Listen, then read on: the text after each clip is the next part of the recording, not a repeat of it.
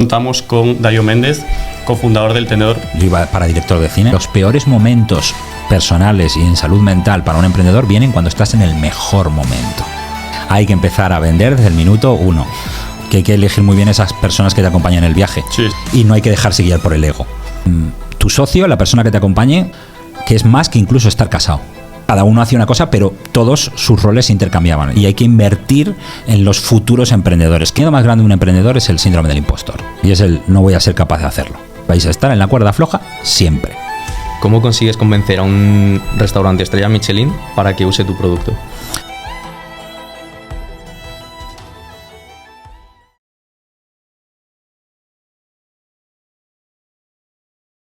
Hola, ¿qué tal? Estamos en un nuevo episodio de Start the Week, el podcast hecho por y para jóvenes emprendedores, y hoy contamos con Darío Méndez, cofundador del Tenedor. Bueno, Darío, muchísimas gracias por estar aquí hoy con nosotros. Gracias a vosotros por la invitación. Y quería aprovechar también que estamos aquí en un estudio espectacular para darle las gracias a Google Campus for Startups, porque nos dejaron este set para el podcast de hoy y es increíble.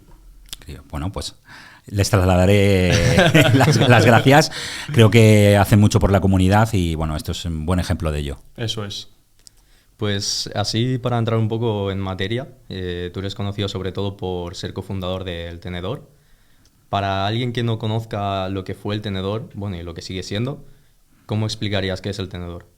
Bueno, pues el Tenedor fue un emprendimiento, una startup, en el momento en el que no se llamaba ni startup ni sabíamos lo que era un emprendedor. ¿Vale? Siempre suelo comentar que si sabéis cuándo nació el primer smartphone de la historia. ¿A quién os suena? Yo no. 2007, 2008, llegó a Europa más o menos en 2009. Sí. Pues nosotros fundamos esta compañía en el año 2006, 3 socios franceses, 3 socios españoles, con el objetivo de digitalizar un sector, llevarlo al mundo online, que era el sector de los restaurantes. ¿Lo creasteis 6 socios? Sí, exactamente. Creamos 2 compañías, una primera en Francia, que se llamaba La Fourchette, y una segunda en España, con otros 3 socios, que se llamaba El Tenedor. Claro, eso te iba a preguntar, porque antes, preparándome para hacer la entrevista, he visto eso de La Fourchette y no tenía muy claro cuál era la diferencia entre La Fourchette y El Tenedor. Pues la parte francesa y la parte española, algo sencillo como eso. Hay que decir que también en aquel momento nosotros, el Tenedor es algo que he contado en algún podcast y en alguna de mis charlas, nació como un producto de otra compañía. Una compañía en España que hoy ya no existe, que se dedicaba al mundo de la restauración también, que eran sistemas de avisadores para la hostelería. ¿Vale? No sé si habéis ido a un restaurante y para haceros esperar os dan un posavasos que se ilumina. Sí. Eso era la primera compañía que Marcos, uno de los cofundadores y que fue CEO durante muchos años de la compañía, trajo a España y donde yo empecé a trabajar con él. El Tenedor como tal era un software, un SaaS como se conoce hoy en día, en aquel momento era el programa ese informático que hay ahí en el ordenador, que lo que permitía a los restaurantes era gestionar mejor sus reservas. Era un software SaaS en nube y era un producto de esta compañía que ya empezamos a vender con esta compañía. Hasta que en 2006, 2007, 6 meses después en España, decidimos implantar la compañía y crear una compañía en torno a ese producto. Qué guay. Para entender un poco, antes de que empezaseis y implantaseis el software en los restaurantes, ¿cómo trabajan los restaurantes? Cómo trabajaban antes, durante y algunos todavía siguen trabajando. Claro.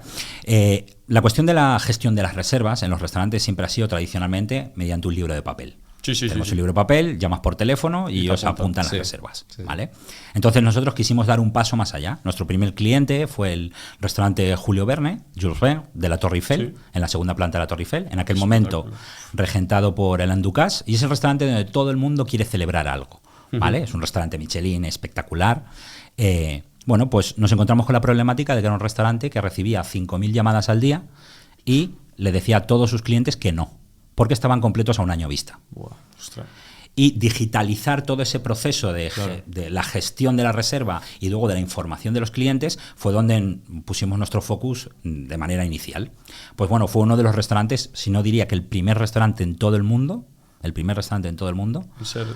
en ser solo reservable a través de Internet. ¡Qué espectáculo! ¿Y cómo es eso de pasar de empezar un proyecto a que un restaurante con estrella Michelin te atienda? Porque al final vosotros ibais con algo que no estaba montado en ningún otro restaurante, que no tenían nada para ver cómo funcionaba, ¿Cómo consigues convencer a un restaurante estrella Michelin para que use tu producto? Pues con mucha paciencia y vendiendo. Es algo de lo que adolecen los emprendedores hoy en día. Mensaje para todos los emprendedores: hay que empezar a vender desde el minuto 1. Cogíamos nuestra maletita, recorríamos España, íbamos a ver restaurantes, les mostrábamos cómo podíamos ayudarles en la digitalización para ahorrar tiempo, para tener información de sus clientes, y así comenzamos. Aquí os estáis dando cuenta de que no os estoy hablando para nada de reservas online. Vuelvo a repetir, comenzó en 2006. Ya, claro. Vale, y para poner más contexto, o sea, ¿cómo os conocéis los 6 socios? Antes de conocerte, tú que estudiaste también, para... Ok, te cuento un poquito esta de cronología historia previa. Venga, perfecto. Bueno, pues el primer socio que desembarca en España es Marcos, ¿vale? Viene de trabajar con nuestros socios en ese momento para la empresa francesa, como te he dicho, esta primera empresa que luego aquí en España desapareció, y se viene aquí con una mano delante y otra detrás a vender avisadores y a vender este software a restaurantes. Vale, entonces empezó en Francia. Exacto, como tal. empezó en Francia. Y yo empecé a trabajar con Marcos en esta anterior empresa, y luego se unió a nosotros Alex, el tercer fundador español. Y bueno, pues nosotros nos dedicamos a ir vendiendo a restaurantes. Cuando dijimos, oye, podríamos hacer algo grande con esto, con lo que era este software que vendíamos. Y decidimos montar la empresa. En un primer momento los socios franceses dijeron, oye, ¿por qué no buscáis, ya que estáis centrados con la otra empresa, no buscáis a alguien que pueda llevar este proyecto adelante? Y Marcos y yo, con 23, 24 años, nos pusimos delante de gente para entrevistarla para ver si querían dirigir esta futura compañía. Joder. Spoiler, no conseguimos a nadie. Y Marcos dijo, oye, ¿por qué no nos lanzamos a esto? ¿Por qué no cogemos nosotros las riendas y montamos esta compañía desde cero, con el apoyo también de los socios franceses? Y así, pues bueno, fue como se fundó realmente el tenedor aquí en España. Y al principio has dicho que ibais casi puerta por puerta de restaurantes. ¿No teníais una buyer persona estructurada o simplemente ibais a cualquier restaurante?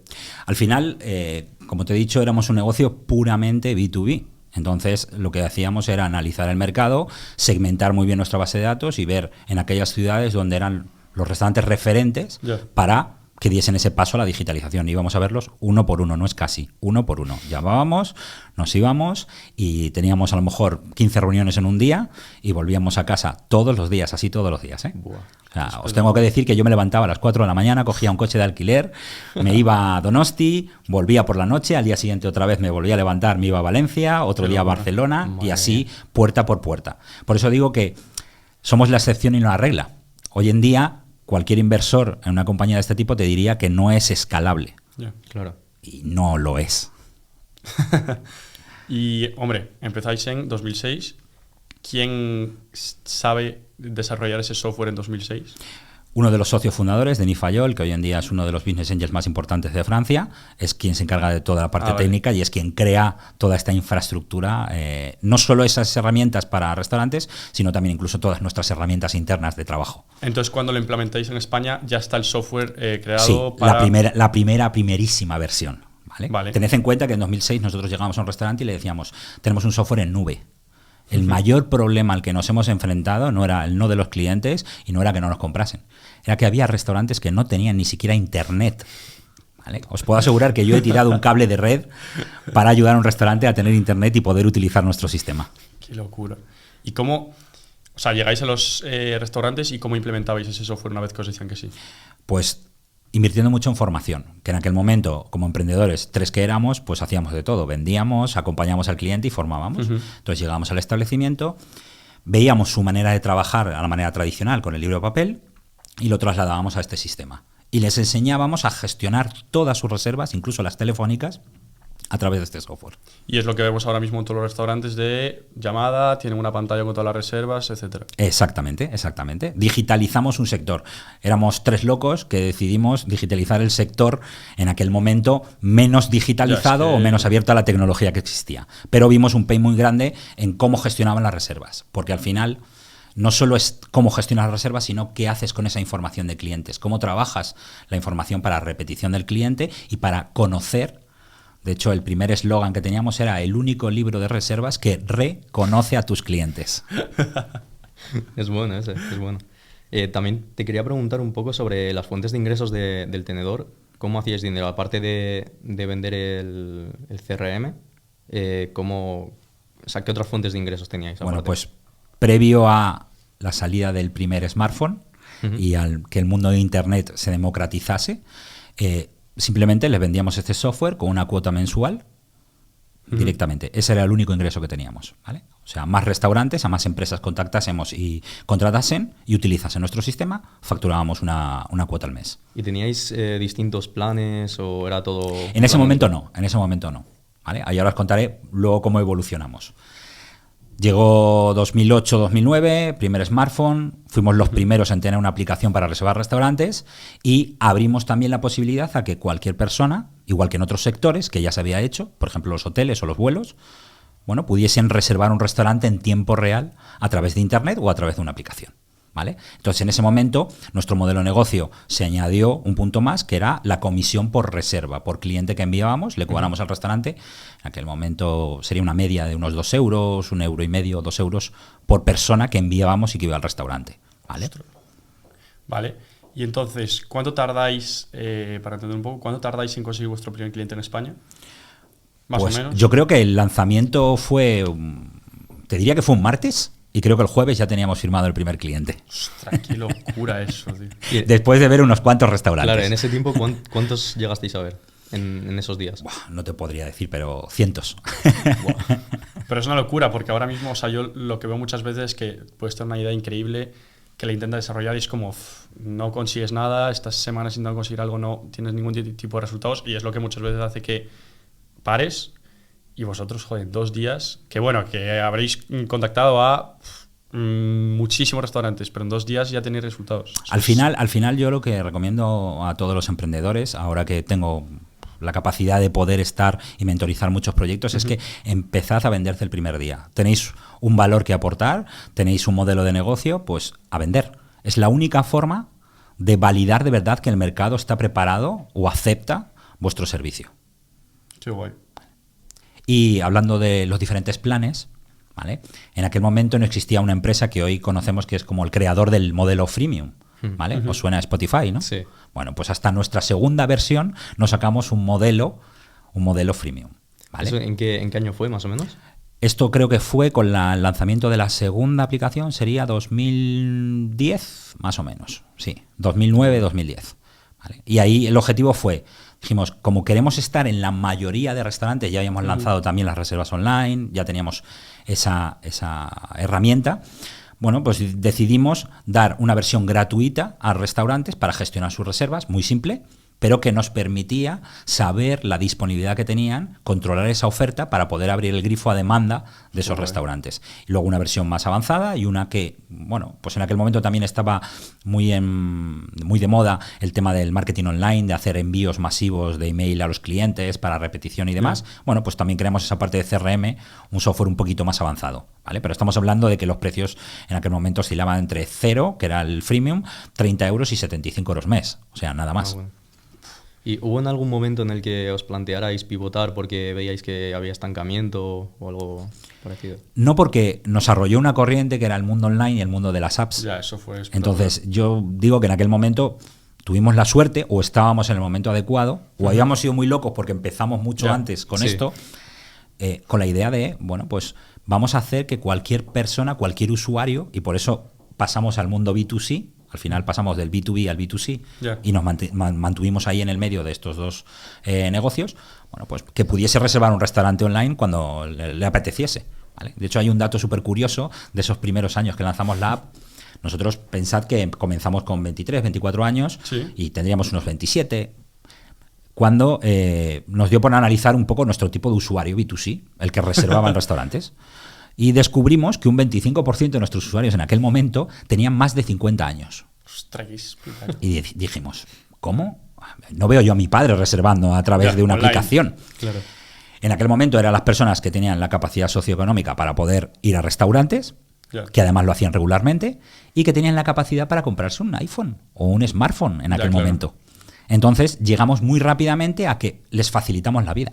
¿Cómo reservaba alguien en tu restaurante antes? Pues por boca oído, porque cogía una tarjeta o porque buscaba en las páginas amarillas. No sé si sabéis lo que son las páginas amarillas. Yo no las llegué a tocar, pero sí que es verdad que se escucha hablar de eso, vamos, un montón. Qué locura. Y para volver un poco también a los inicios, ¿con cuánto dinero empezáis?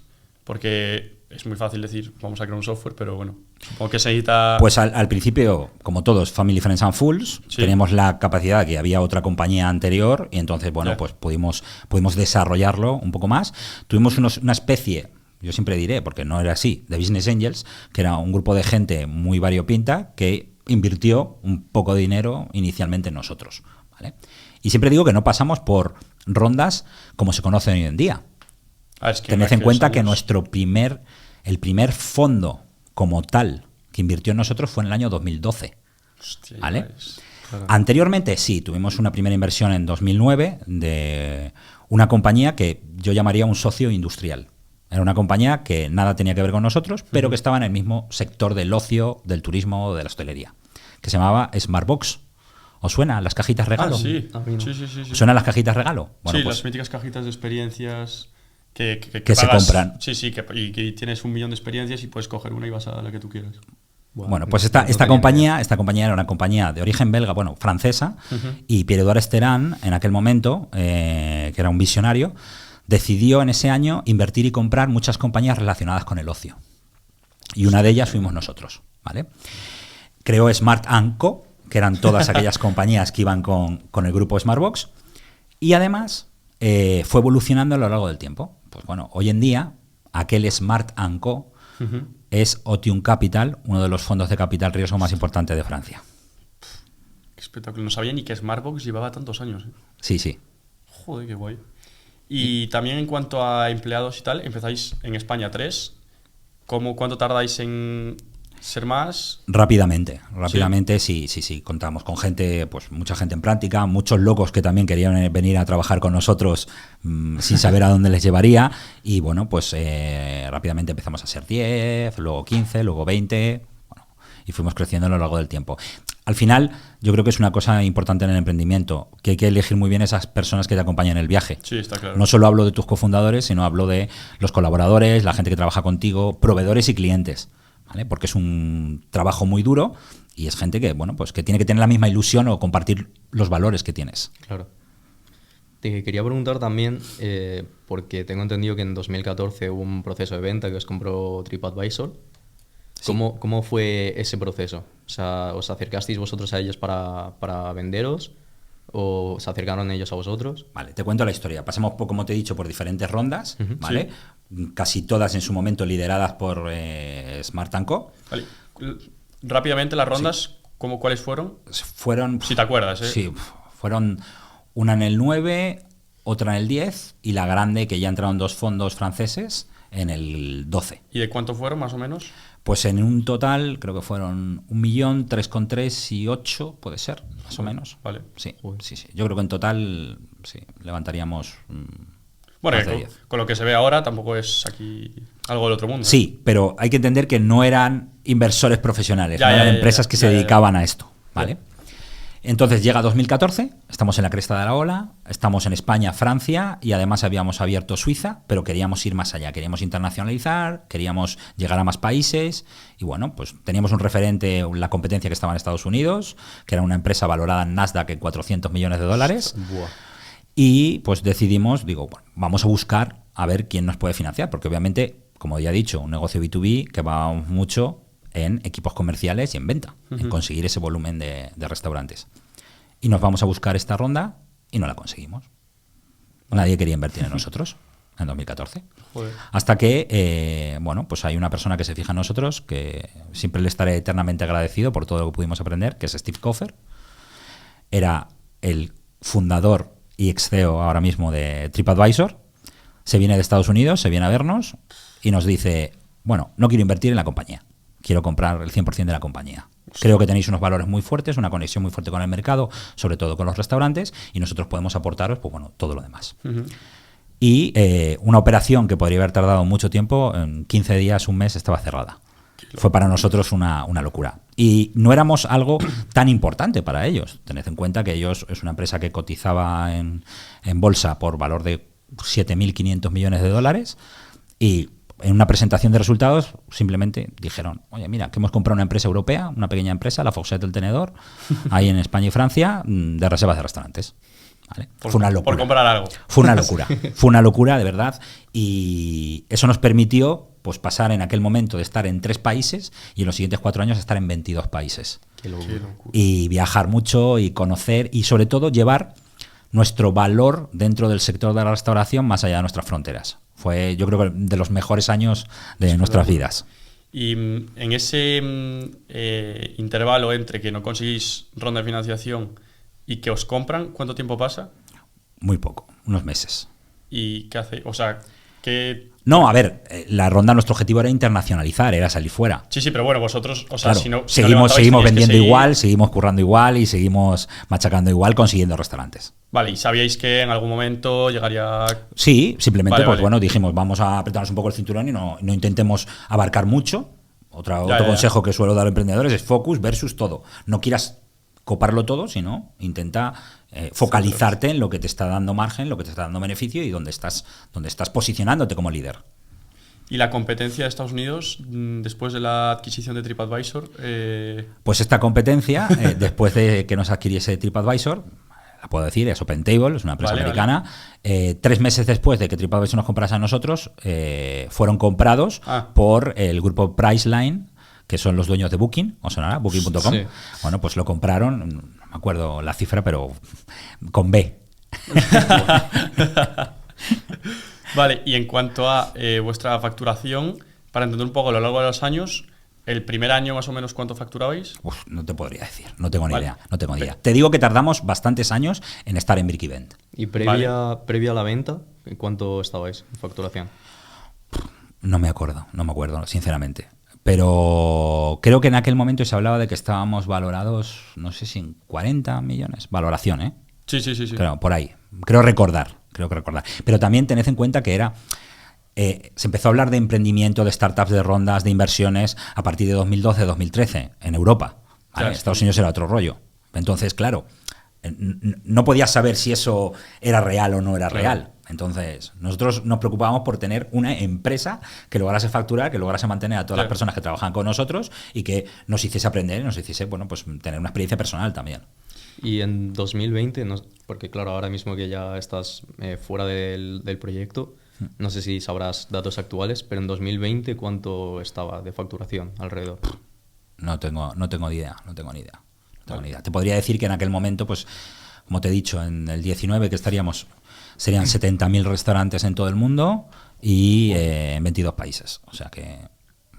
¿Y cómo os movéis? O sea, teníais España y Francia, que al final era donde teníais a los 6 socios. ¿Por qué Suiza y cómo os movéis a Suiza? ¿Por qué Suiza? Porque... Bueno, porque hay dinero.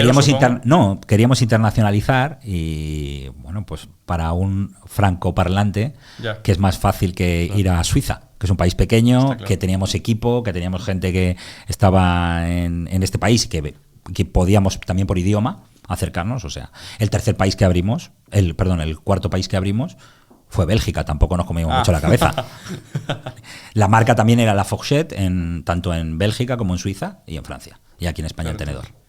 Y era, o sea, para entender qué era lo necesario para poder moverse a otro país. O sea, ¿qué necesitabais? ¿Por qué necesitabais levantar tanto capital para poder ir a Italia, por ejemplo? Pues porque al final teníamos que crear equipo, teníamos que ver qué competencia había ahí y, sobre todo, tener una base de restaurantes muy grande al inicio. Siempre digo que tienes que empezar por tus clientes y luego buscar los usuarios. Pero primero tienes que tener una base de restaurantes donde la gente pudiese reservar. Y para ello necesitábamos pues equipos grandes y buenos equipos para llegar comercialmente a nuestro cliente. ¿Y funcionaba igual el Tenedor que la Fourchette tanto en Francia como en España? Sí, exactamente igual. Al final, el negocio, el sector es el mismo. Son los restaurantes. Entonces, más allá del tipo de cocina que hagan, las necesidades o resolver ese pain que tenían, por una parte con la gestión de reservas y por otra parte con el abrirse a la calle más grande del mundo, que es Internet, y poder recibir clientes, era igual.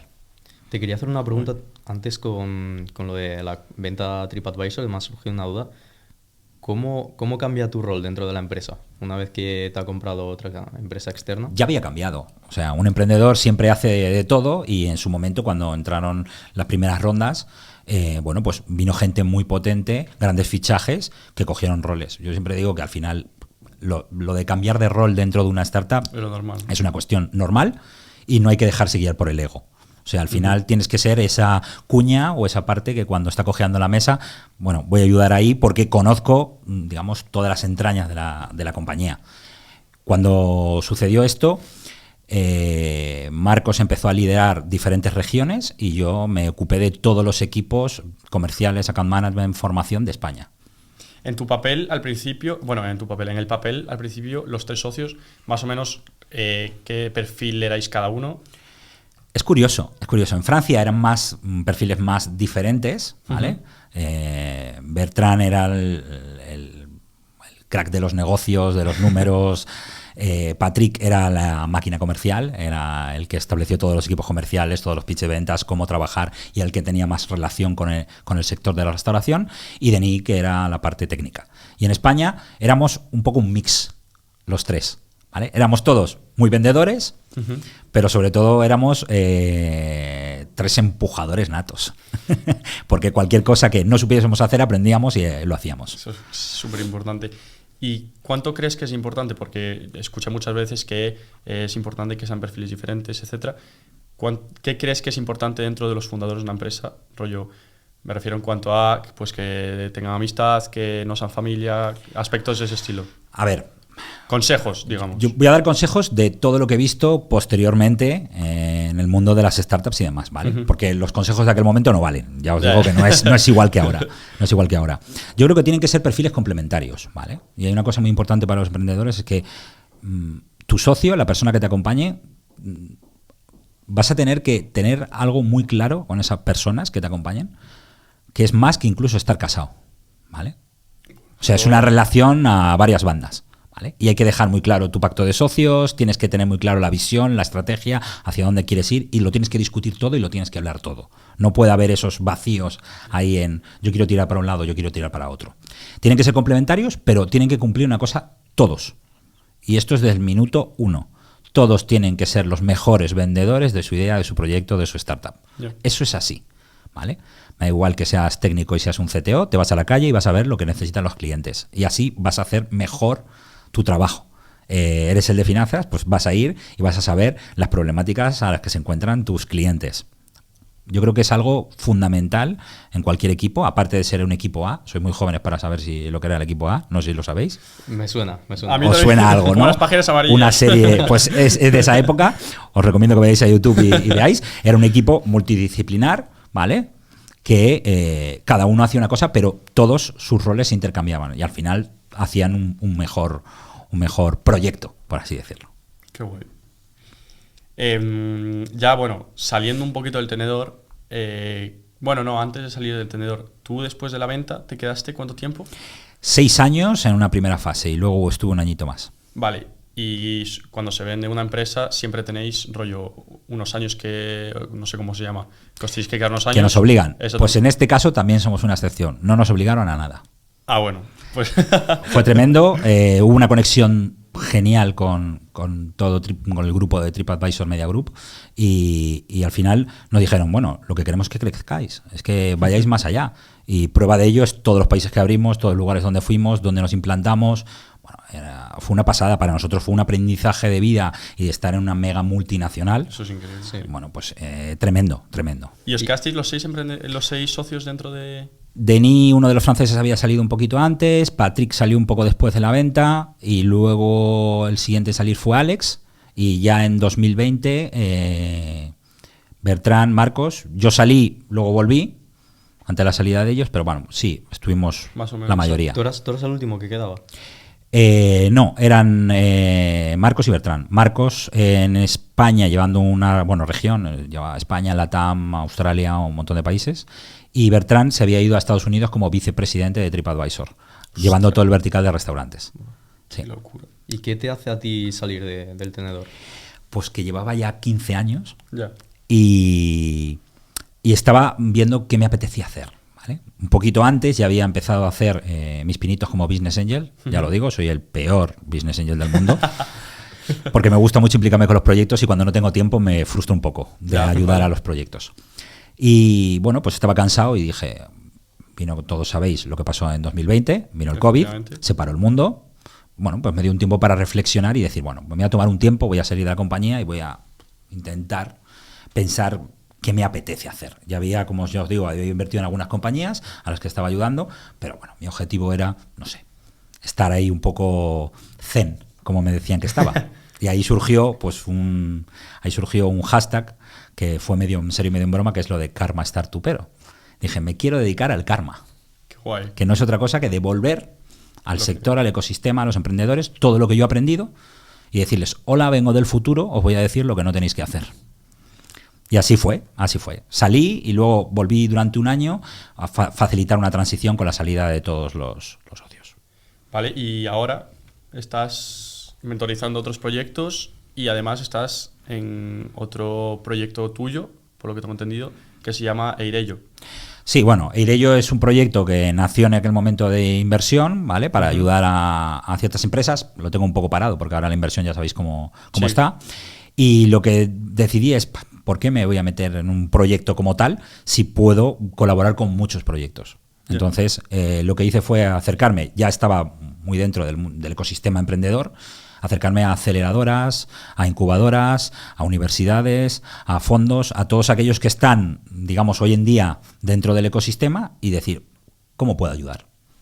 Pues algo tan fácil como tomarme un café con emprendedores, ayudarles en cualquier problemática, más allá de que invierta o no, ¿vale? He hecho muy pocas inversiones, pero para que os hagáis una idea, en el año pasado vi 150 proyectos. De esos 150, estoy ahora mismo mentorizando por mi cuenta o con aceleradoras e incubadoras unos 25 proyectos, ¿vale? Y esto lo hago por el karma, ¿vale? Lo hago por ayudar, no le niego un café a nadie y mi objetivo es que seáis exitosos. Y yo voy a intentar ayudaros a abrir las puertas y a buscar eso que buscan muchos emprendedores al principio del Smart Money. Bueno, pues yo siempre digo, yo te pongo el Smart gratis y Money vamos a buscarlo juntos. Qué guay, qué guay. La verdad que me parece, o sea, muy bonito que hagas eso porque podrías decir, o sea, yo ya hice mi trabajo aquí, ya me voy y ya... Me mola la marcha, me mola la marcha. También te tengo que decir que mi mujer no opina igual. Entonces, además, lo que hago para empresas más grandes, scale-ups o corporates, lo que se hago, pues trabajo en proyectos con ellos directamente. Oye, necesitáis un proyecto con la estrategia, con la innovación o con equipos comerciales, con todo lo que yo he hecho, bueno, pues les hago proyectos ad hoc para ellos. ¿Cómo se gestiona mentorizar 25 empresas? Pues tomando mucho café, sinceramente. Porque es que son 25 historias diferentes, 25 equipos diferentes. No todo el mundo, no todo el mundo te pide lo mismo, no todo el mundo se implica igual, ¿vale? Ya. Pero hay una cosa que son los básicos. Los básicos que muchos emprendedores aprenden a base de golpes. Y si hay alguien que te puede evitar esos golpes, te da el aprendizaje y te dice, oye, equivócate en algo que yo no me haya equivocado, porque así aprenderás. Pues es simplemente escuchar, intentar aportar una visión, sacarles un poco de ese día a día de estar ahí con la cabeza metida en la startup y sacarles y decir, mira, hay otras cosas, mira, pues este problema lo puedes abordar así. Yo creo, si necesitas, te voy a presentar a tal persona que creo que te puede ayudar. Puedes crear sinergias entre con otras startups. Puedes crear sinergias con los competidores. ¿Vale? Es una cosa que digo, chicos, nos obsesionamos con no quiero ni ver a los competidores porque copian, porque no. Al contrario, lo que tenéis que hacer de primer momento es ir a ver quién está en el mercado y aprender de ellos, de lo que estén haciendo bien. Y lo que están haciendo mal no lo hagáis. Ya. Porque cuando empezaste el tenedor, ya estaba esta empresa americana, supongo, y solo estaba esa empresa americana. Estaba solo esa empresa americana, había una en Reino Unido, un par de ellas, había una en Alemania, en España en aquel momento no, luego salieron competidores y siempre digo, en un mercado tan grande, que haya competidores es muy bueno, porque quiere decir que bueno, pues que hay mucho mercado, que no eres el único loco que está pensando en hacer eso y que la competencia te ayuda a ser mejor. Y bueno, luego salieron varias compañías. También hay que decir que, por ejemplo, esta compañía americana intentó entrar en España y Francia, ¿vale? Y acabó cerrando y comprando una empresa en Reino Unido y se estableció en Reino Unido. Has hablado también de, que todo esto se lleva con mucho café. Imagino que durante tu etapa en el tenedor también fue un momento de muchísima presión y también se habla mucho de la salud mental ahora en el emprendimiento. te quería preguntar un poco si has tenido alguna herramienta para no volverte loco, porque tiene que ser una locura. Desgraciadamente no, pero es muy cierto y me alegra que hablemos de este tema. Yo en el 19, como comprenderéis, estábamos en la cresta de la ola, era el mejor momento. Siempre digo que los peores momentos personales y en salud mental para un emprendedor vienen cuando estás en el mejor momento. Cuando estás ahí arriba tomando esa ola, en Nazaret, no sé si sabéis, estas olas gigantes que hay en Portugal. Bueno, pues cuando estás ahí arriba, si te equivocas, ya sabes lo que va a pasar, vas a ir al fondo. Te vas a caer, vamos. Entonces, yo en el 19 estaba súper estresado, con mucha presión. Fue una de las ideas que me vino para tomarme ese tiempo que os comenté en el 20. O sea, al final dije, estoy a tope, me está afectando. Y de hecho me afectó. Tuve un pequeño problema de salud, muy básico, ¿vale? Nada del otro mundo, pero que sí necesitaba esa ayuda.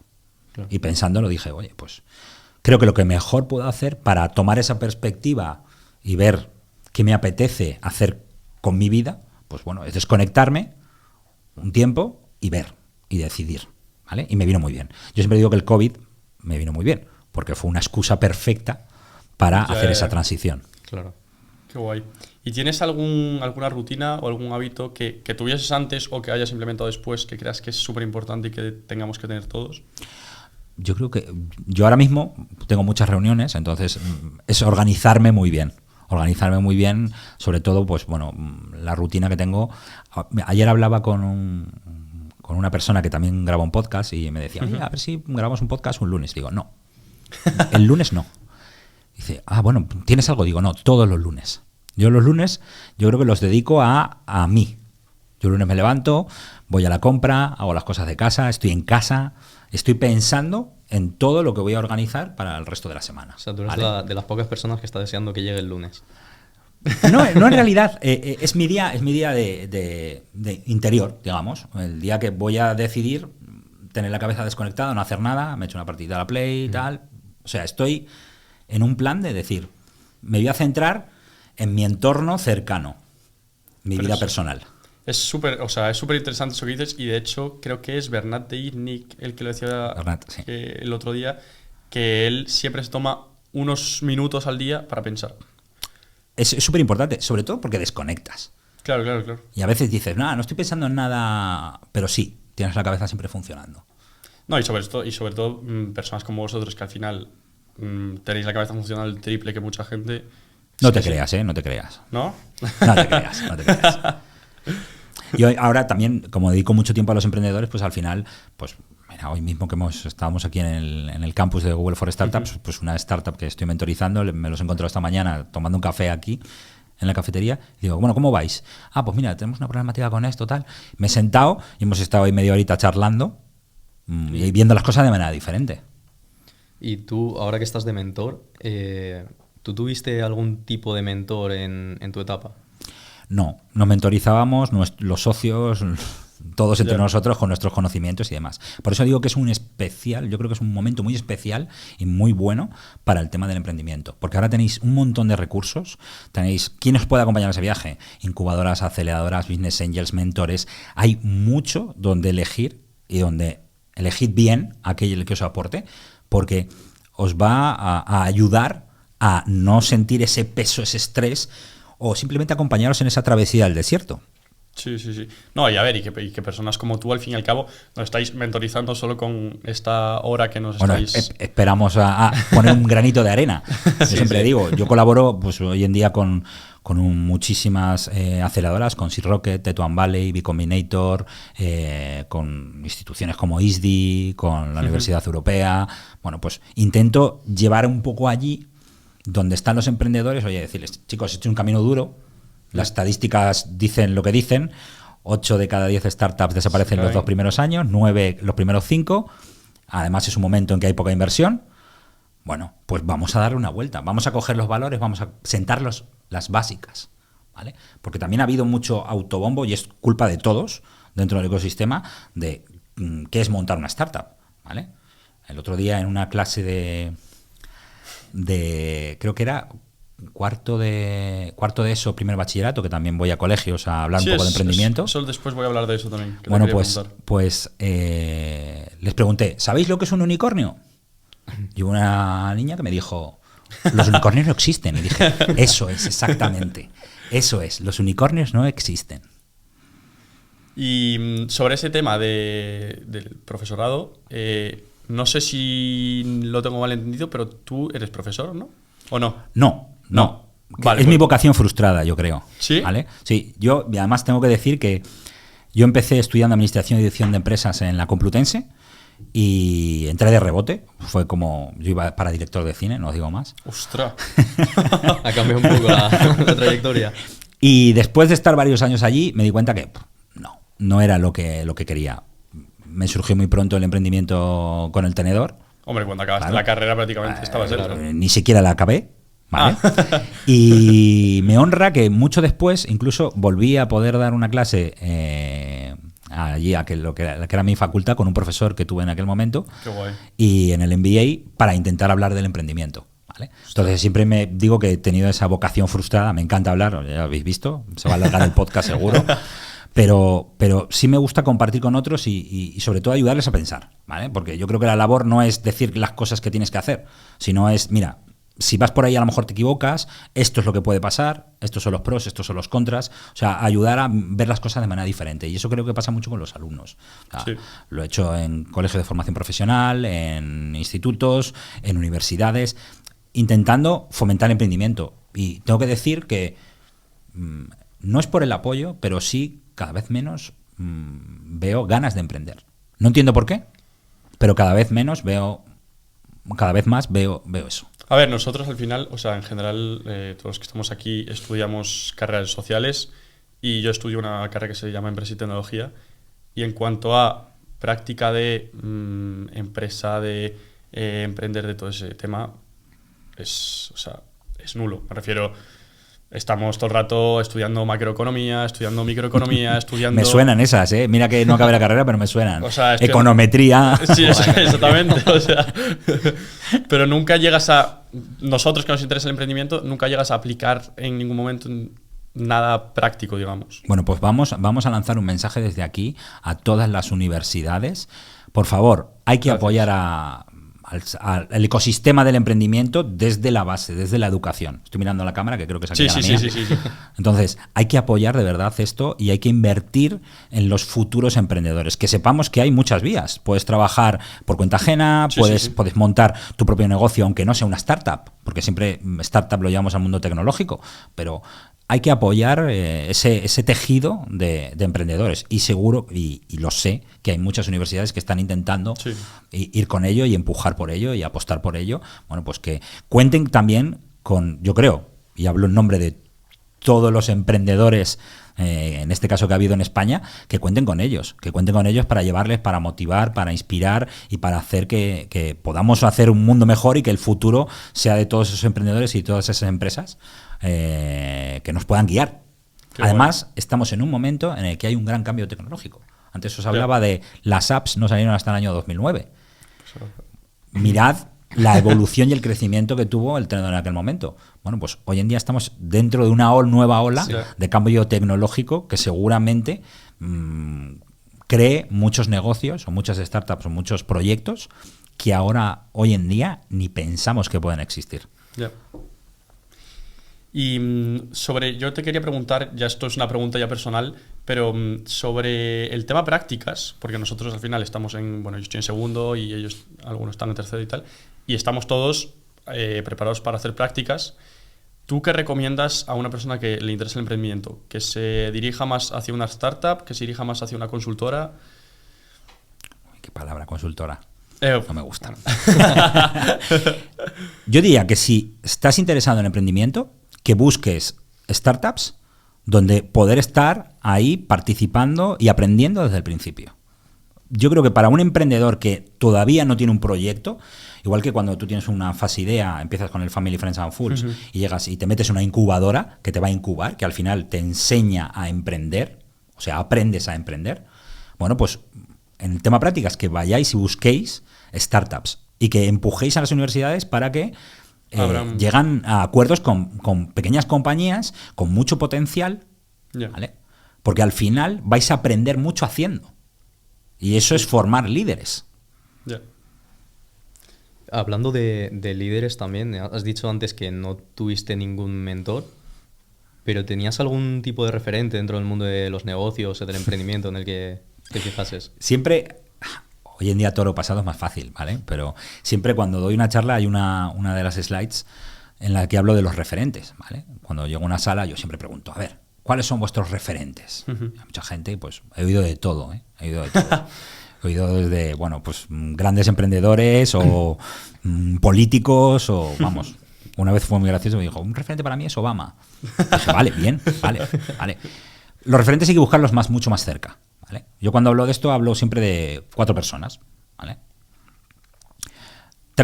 Son 4 emprendedores, ¿vale? El primero de todos es mi abuelo Manolo, que falleció desgraciadamente con 97 años en el 20, sí. Pero era un señor que salió de una pequeña aldea asturiana, yo soy asturiano, se fue con una mano delante y otra detrás a Uruguay a intentar hacer negocio. Y montó pues una tienda de ultramarinos en Uruguay, en aquella época, estamos hablando, ¿vale? Mi padre nació allí y luego volvieron a España. Y cuando volvió, mi abuelo siempre decía, bueno, pues esto no ha cambiado nada. Estuvo no sé cuántos años allí y dijo, no ha cambiado nada.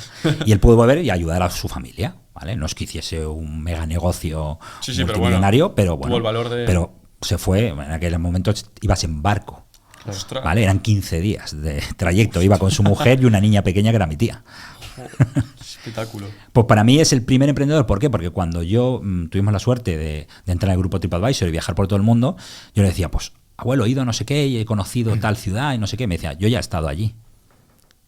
Ah, pues sí, yo hacía negocios, yo me acuerdo que comprábamos no sé qué en Brasil y lo íbamos a Uruguay y en Buenos Aires no sé qué. Me acuerdo de aquella calle que había una tienda, no sé. O sea, y claro, yo lo descubrí mucho después. Dije, abuelo, es el primer emprendedor que he conocido y no lo sabía, ¿vale?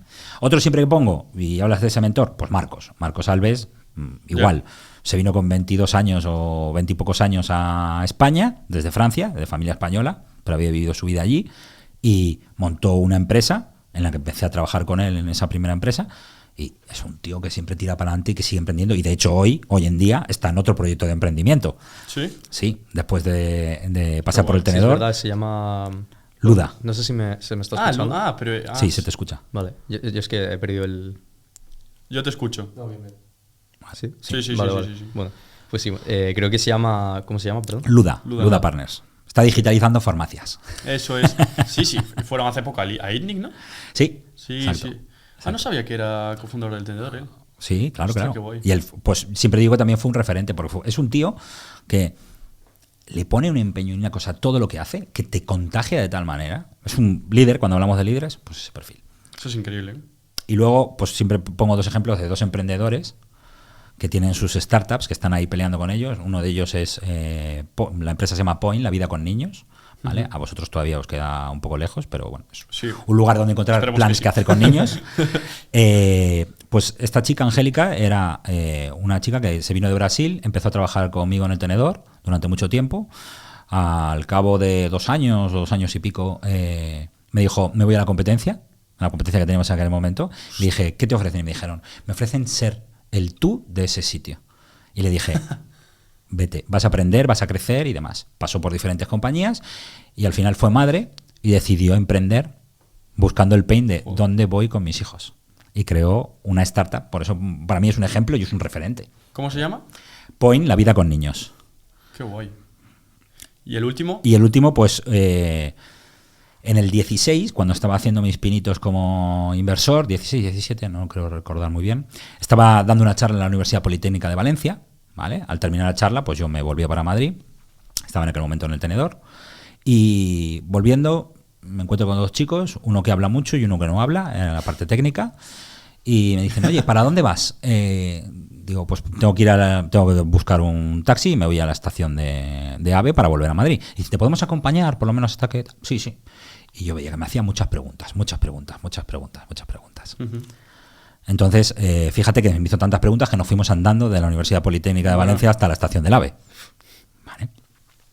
Al cabo de 3 meses, veo en LinkedIn que esta startup está levantando una ronda con Startup Explore Esta empresa se llama Howlanders, es una empresa de viajes, ¿vale? Os invito a que la visitéis. Javi Moliner es el CEO y cofundador. Y bueno, pues lo veo y le digo por LinkedIn, oye, enhorabuena, lo estás haciendo bien, estás ahí en la picota. Me dice, Darío, macho, no sabes cómo me ayudaron tus consejos. Y digo, ¿mis consejos? No he tenido ningún consejo. Dice, sí, todas aquellas preguntas que te hice, mira, hemos aplicado esto, hemos hecho esto, nos ha ido muy bien, tal. Quiero que estés con nosotros en esta ronda, como sea. Y fue una de mis primeras inversiones y sigo, bueno, pues ahí, he hecho follow-on. Y además es una compañía, pensad que una compañía de viajes en 2020, ¿qué pasó? Que se fue. Claro. Bueno, pues... Y aguantaron eso. Aguantó eso. Es para mí una forma de resiliencia y de verdad de aguantar. Esta palabra que inventamos en el COVID, que antes nadie lo usaba y ahora lo usa todo el mundo. Bueno, pues... Y hoy en día van como un tiro. Y han hecho ahora la segunda ronda y... Qué cracks. Y van como un tiro. Qué guay. Y es un ejemplo también, es un referente para mí, haber aguantado eso y haber... Y si nos tuvieses que dar un consejo a nosotros, que bueno, somos jóvenes, que nos interesa el emprendimiento y estamos intentando meternos en el mundo. Os daría 3 consejos, ¿vale? Pero esto, voy a hacer un pequeño spoiler de alguna de las charlas, así que me tendréis que invitar a alguna charla con más emprendedores para ello. O sea, porque normalmente siempre hablo de las cualidades que tiene que tener un emprendedor, ¿vale? Que es la única forma. El miedo más grande de un emprendedor es el síndrome del impostor. Y es el no voy a ser capaz de hacerlo, ¿vale? Y a todos nos pasa y nos ha pasado. Entonces, yo creo que hay 5 cualidades que tiene que tener todo emprendedor para, digamos, superar ese síndrome del impostor. Y no tenéis que tenerlas desde el principio, pero tenéis que aprender a crearlas y a conseguirlas, y sobre todo también de las personas que os acompañen, saber identificarlas. ¿Quién nos puede dar esas cualidades? La primera, la humildad, y la humildad no es nada que ver con Ferraris y Twingos, ni Rolex, ni Casios, tiene que ver con algo tan sencillo como escuchar a los que tienes al lado y que te están acompañando. La segunda, yo creo que es la ilusión. Si no haces algo con ilusión, apaga y vámonos. La tercera es el esfuerzo, que ya gente que estáis estudiando o que habéis estudiado, para mí es el esfuerzo más grande del mundo. Pero hay que ponerle horas y hay que ponerle tiempo. Sí. La cuarta, que se consigue con todas las demás, es liderazgo, es el hacer en vez del decir, es el empujar el primero y hacer que los demás te acompañen con esa humildad, aplicando esa humildad, teniendo esa ilusión y aplicándoles esfuerzo. Y la cuarta es que no podéis tener miedo al riesgo, porque es algo lógico y normal, y vais a estar en la cuerda floja siempre. En los peores momentos, eso pensaréis vosotros, y en los mejores momentos es lo que os digo yo. ¿Vale? Qué guay. Entonces, hay que aplicar eso. La segunda parte es, ¿cómo empezar un proyecto? 4 preguntas fáciles. ¿Qué valor aporta? ¿Qué eres capaz de cambiar? ¿Vale? Ten conocimiento del mercado al que te vas a dirigir. Si no, no te metas. La tercera sobre esto es, establece un modelo, y eso es una pregunta muy fácil. ¿Te pagarías por ello? ¿Te pagarías por ello? Te tienes que hacer esa pregunta, ¿vale? Esto es el mom test aplicado, no sé si sabéis lo que es el mom test, esto de voy a buscar financiación para mi startup y voy a convencer a mi madre para que me dé el dinero, ¿vale? ¿Vale? Pues pensad que el mom test lo tenéis que hacer con las madres de otros, que no sois sus hijos, no os va a dar dinero por eso, ¿vale? Y luego que a la hora de pensar en financiación, que penséis en cuánto puedo generar yo sin tener que recurrir a financiación, ¿vale? Qué guay. Eso es importante. Y la receta del éxito, como tercer tip, es vender desde el minuto 1. Todos a vender, invertir en equipo, en que todos vendan como vosotros, porque es la única forma que tenéis hoy en día de verdad de validar vuestra idea o de vuestro negocio. Da igual que sea B2B, que sea B2C, que sea mixto, que sea B2G. Si hay alguien que os compra, ya está. Lo habéis validado. Ahora tenéis que ponerle esfuerzos y en cómo hacéis esa venta y cómo lográis que os compren. Qué guay. Tengo esa frase ya, vamos, la tengo grabada en la cabeza. Sí. O sea, no se me olvida nunca más ya. Bueno, y no sé si Marcos tiene alguna pregunta más. Yo, más o menos, la verdad que con estos consejos ya cubre todas las dudas que tenía en la cabeza. Pero, como te hemos explicado antes, siempre en cada episodio el invitado deja una pregunta para el siguiente, sin saber cuál es. La pregunta del invitado anterior. Jorge Branger. Ok, ¿cuál es? ¿Lo digo yo? Sí, dila tú. Es, si pudieses cenar con cualquier persona que estuviese viva o muerta, ¿quién sería? Y va seguido una pregunta a esa respuesta. Con cualquier persona... ¿Viva o muerta? Viva o muerta. Pues yo, ¿sabes qué te digo? Que volvería a cenar con mi abuelo. Qué bonito. Porque tengo un recuerdo de él, de poco antes de que falleciese, de ir a casa de mis padres y hacer un arroz, ¿vale? Y él sentarse allí, con 97 años, mirando para mí, y él empezar a divagar y decir, si es que hace los arroces muy bien, cuando no habíamos comido, no había hecho yo un arroz para él nunca, dice, porque en su momento, como estuvo en eso del tenedor, con todos aquellos cocineros le enseñaron a hacer un buen arroz. ¿Vale? Entonces yo tendría esa oportunidad simplemente por recordarlo una vez más y por decirle, mira, pues mira lo que estoy haciendo ahora. Él siempre me decía, a ti algún día te van a pagar por hablar. Digo, pues bueno, mira, pues... ahora no callo. No iba desencaminado.